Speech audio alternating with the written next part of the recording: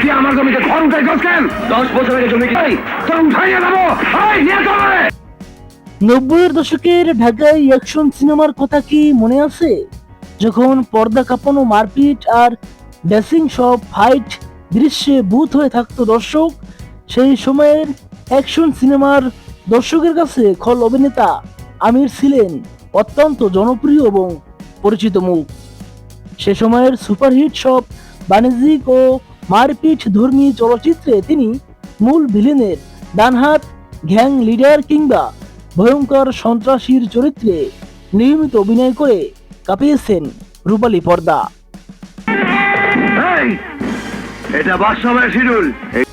জনপ্রিয় action hero Rubel, Manna, Ilias Kanchan সহ সেই সময়ের লেজেন্ডারি নায়কদের সাথে আমির ভাইয়ের অসংখ্য ফাইট দৃশ্য আজও দর্শকদের মনে দাগ কেটে আছে।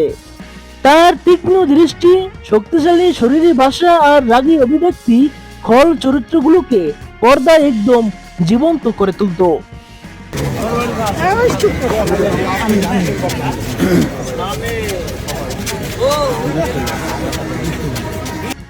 সময়ের পরিবর্তনের সাথে সাথে আমাদের চলচ্চিত্র শিল্পেও এসেছে বড় পরিবর্তন। পাশাপাশি বার্ধক্যজনিত নানা শারীরিক সমস্যার কারণে আমির ভাই দীর্ঘদিন ধরে রয়েছেন লাইট ক্যামেরা অ্যাকশনের দুনিয়া থেকে অনেক দূরে। বর্তমানে তিনি অনেকটাই লোকচক্ষুর আড়ালে সাদামাঠা জীবনযাপন করছেন। তবে চলচ্চিত্রের প্রতি ভালোবাসা তার একটুও কমেনি।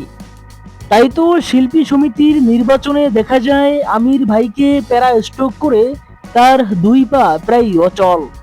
অন্যের কাঁধে ভর কিংবা হুইল চেয়ার ছাড়া তিনি চলাফেরা করতে পারেন না। শিল্পী সমিতির নির্বাচনে দেখা যায় আমির ভাই দুজনের কাঁধে ভর করে খুঁড়িয়ে খুঁড়িয়ে হাসছেন। সেটা দেখে অনেকেরই কষ্ট লেগেছে। এক সময়ের পর্দা কাঁপানো মানুষটির আজকে এই হাল। ঢাকাই সিনেমার এই গুণী ও পরিচিত অভিনেতার জন্য রইল অনেক শুভকামনা এবং শ্রদ্ধা। সুস্থ থাকুক, ভালো থাকুক প্রিয় আমির ভাই, এটাই কামনা।